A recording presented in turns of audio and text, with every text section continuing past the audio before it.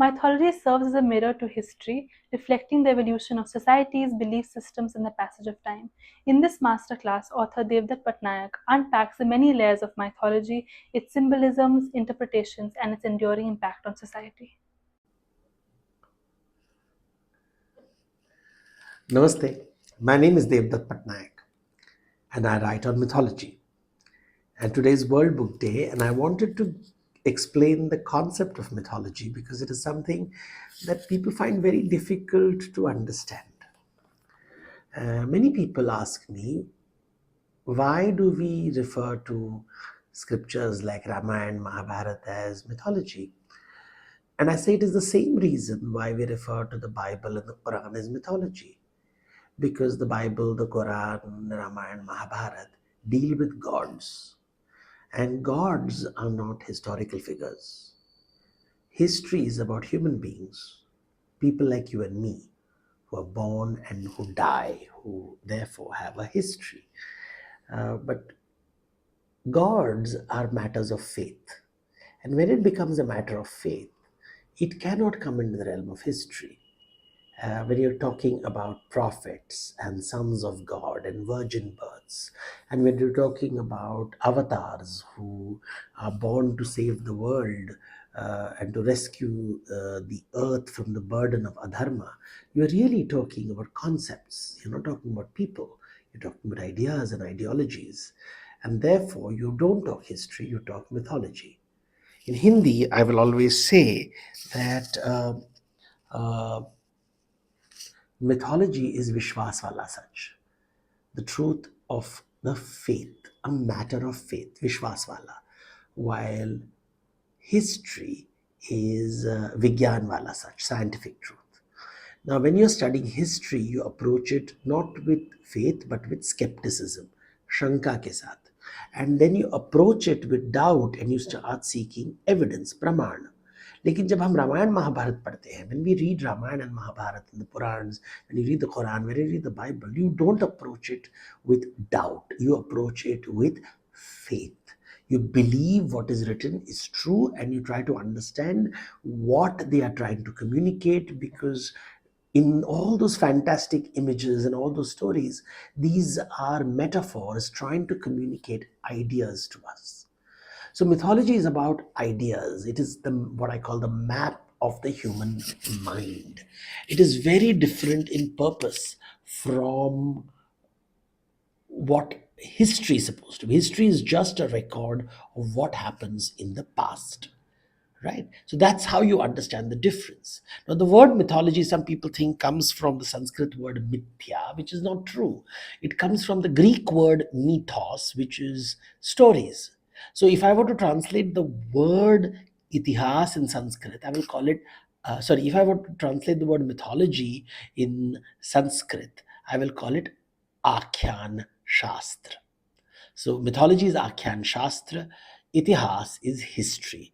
Now, in ancient times, the word Itihas was used for Akhyans about human beings, great kings, that was witnessed by great sages. So the story of Ramayana is Itihas, which is witnessed by Adi Kavi Valmiki. Mahabharat is a Mahakavya, a Itihas of the Kuru clan, which is witnessed by Vyasa.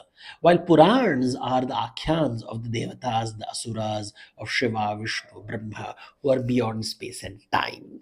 So these are very different meanings. The Sanskrit meaning Itihas and the Hindi word Itihas has very different meanings. In the old days, it just meant stories of great kings, but not just any great kings. So you can't call Vikramaditya story or Shalivahan story or Bhojraj ki jo katha hai will be not equated with Ramayana and Mahabharata, because Ramayana and Mahabharata is about gods. देवताओं के बारे में है. They are the avatars, and that is what makes it special. Ram and Krishna are avatars of Vishnu. Jesus Christ is Christ, which is the anointed one, and he's considered the son of God. God is not a historical concept. When you talk about Quran, it is a conversation between Allah or God, the one true God of the Islamic faith, via the angel Gabriel, Jibril, with Prophet Muhammad. So Prophet means messenger, Paigambar, Whose pagam is it? Whose message is it? God's message. Now, a historian will say that God is a concept, is an idea, it's a belief thing, it's a matter of faith. It cannot be a historical thing. So if you ask a historian, did Muhammad exist? He'll say, well, probably someone called Muhammad may exist. We have very little evidence, but there is some evidence.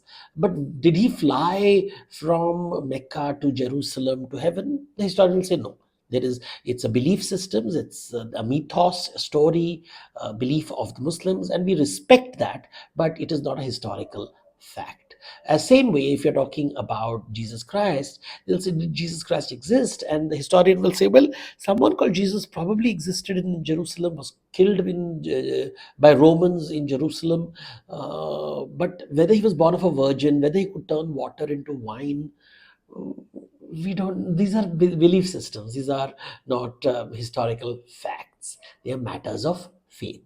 In the same way, the idea of Ram, of a great king who builds a bridge across the sea and rescues his wife from the golden city of Lanka, is sounds like a story, a plausible story. But the thing is, Ram is not just a heroic character, like Chhatrapati Shivaji Maharaj, or like Prithviraj Chauhan. He is God. He is God on earth. And Krishna, who is part of the Mahabharata, is also God on earth.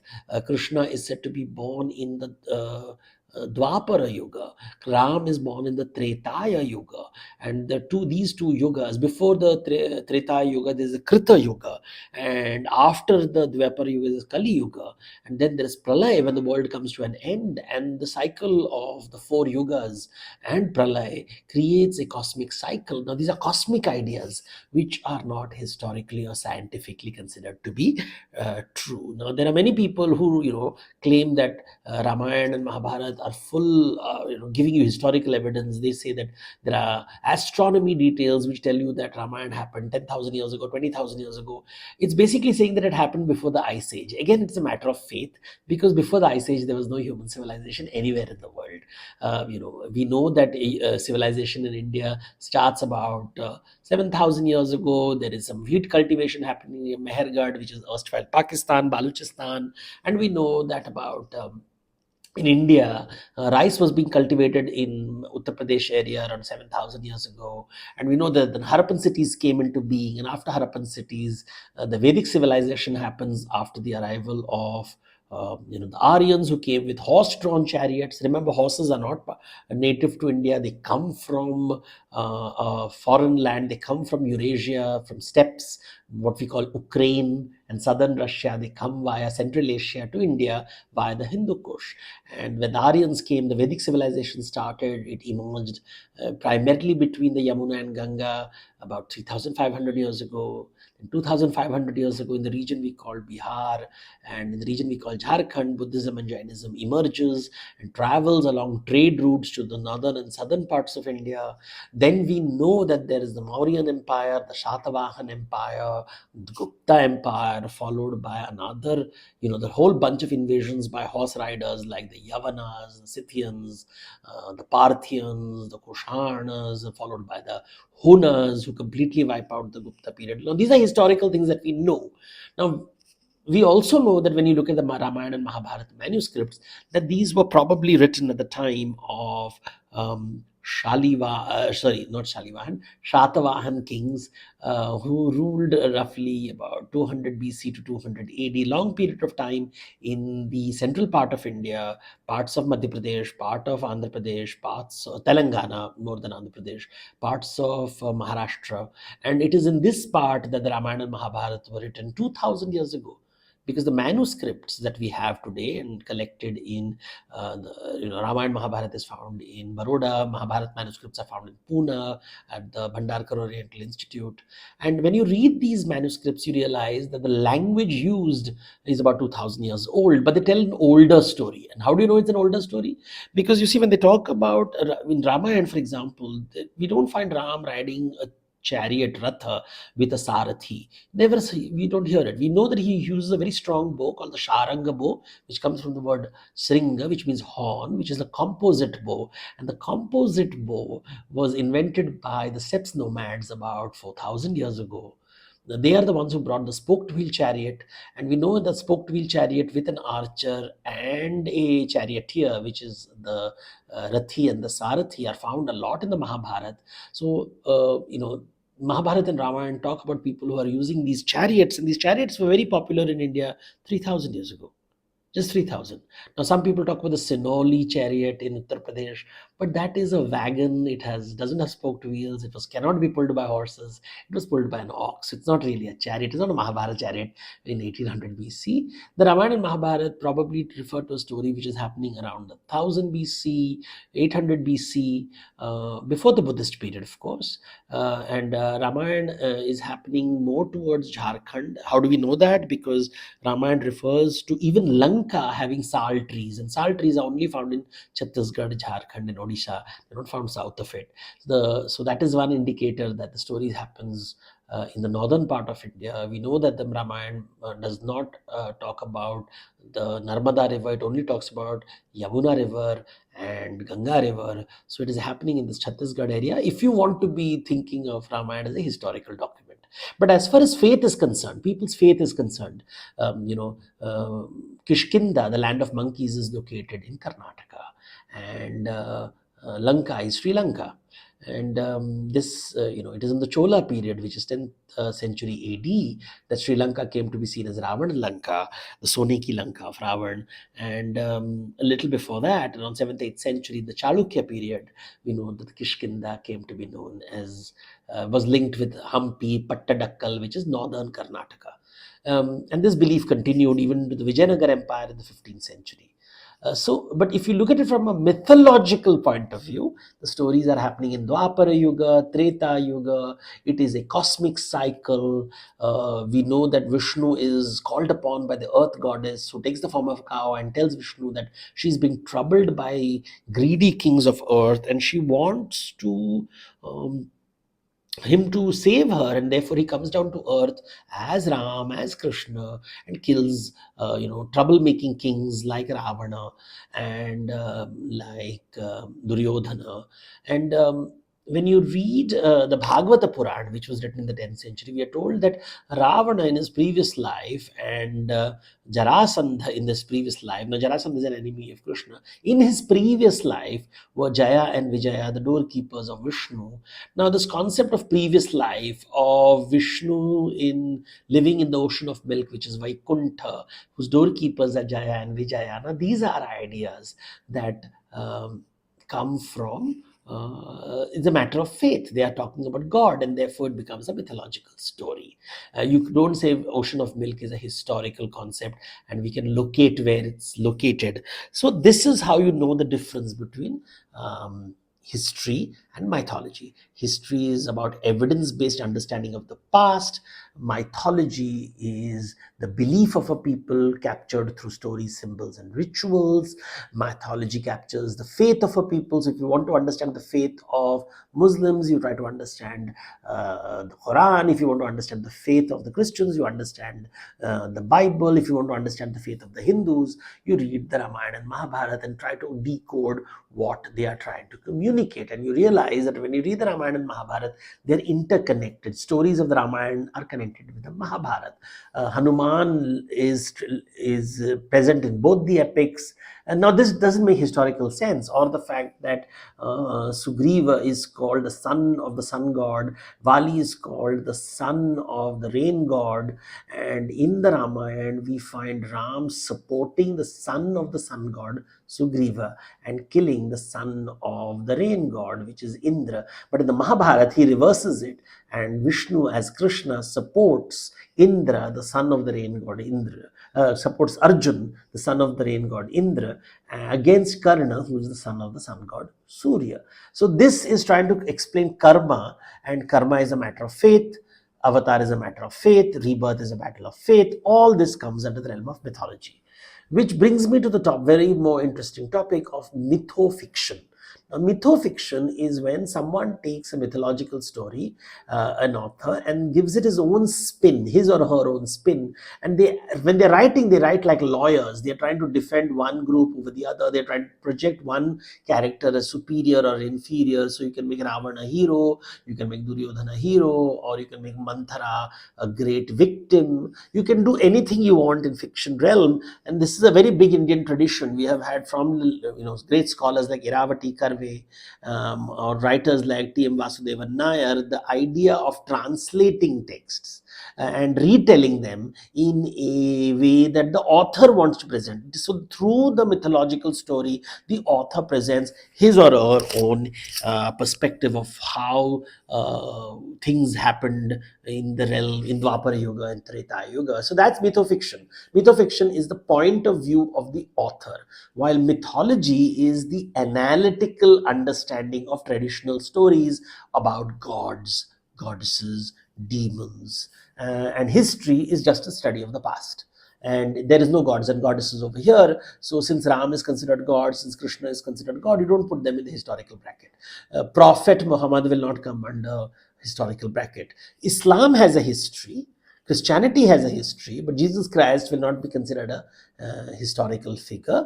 He'll be a mythological figure, born of a virgin, who turns water into wine, and who, when he dies, resurrects himself 3 days later, and for whom we wait. I mean, we wait to the second coming of Jesus, and we talk of the end of days. Now, these are all, as I said, mythological concepts. Now, these are ideas which are important because politics really does not care for history.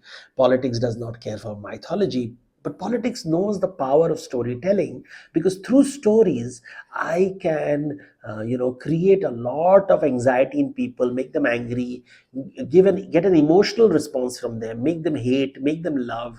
And so politicians use both history and mythology and all kinds of stories to manipulate emotions in order to win elections or to create riots. Activists do the same thing. So they use mythology, they use history in different ways. It's called propaganda. They try to brainwash you in different ways. So we must not think that politicians know history or they know mythology. They're not interested in God, salvation, karma. If you want to understand the concept of, for example, Qayamat or Judgment Day, you will read the Quran. If you want to understand the concept of being saved for the original sin, you read the Bible. If you want to understand the concept of avatar and how an avatar participates in the world, you read the Ramayana and Mahabharata. Ramayana and Mahabharata will tell you while how rule following and rule breaking both are valid. In the Ramayana, Ram follows rules. In the Mahabharata, Krishna breaks the rules. In the Ramayana, the villain Ravana breaks rules, but in Mahabharata, it is the kind of villain Duryodhan seems to be following all the rules, and therefore the idea that rules don't make a great society, but intent does. Ram's intent is to work with people. He thinks for Ayodhya. Krishna is thinking for the Pandavas, while Ravan is only thinking about himself. He's not even thinking about the Rakshasas. He's not even thinking about. He's not even thinking about Lanka. He allows the city of Lanka to be burnt.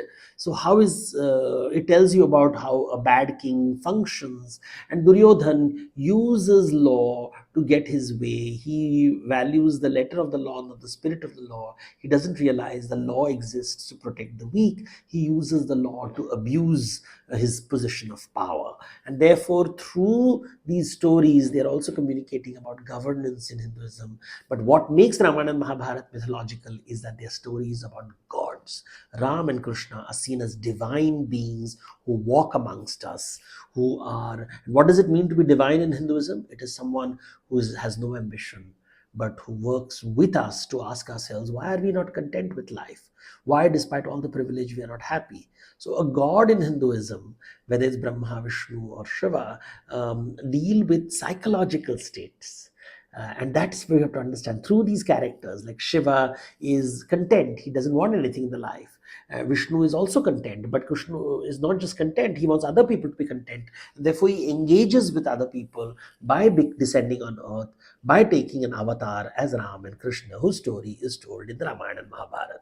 We can say that the story occurred 3,000 years ago, that it was retold, reframed 2,000 years ago, the manuscripts, and then the local versions started emerging later, like the Tamil, Odia, Bengali versions appear in the last 500 years, 1,000 years, and we can study it. But through these stories, we can understand the mind of the people, the faith of our ancestors, and mythology helps you understand the faith of a people.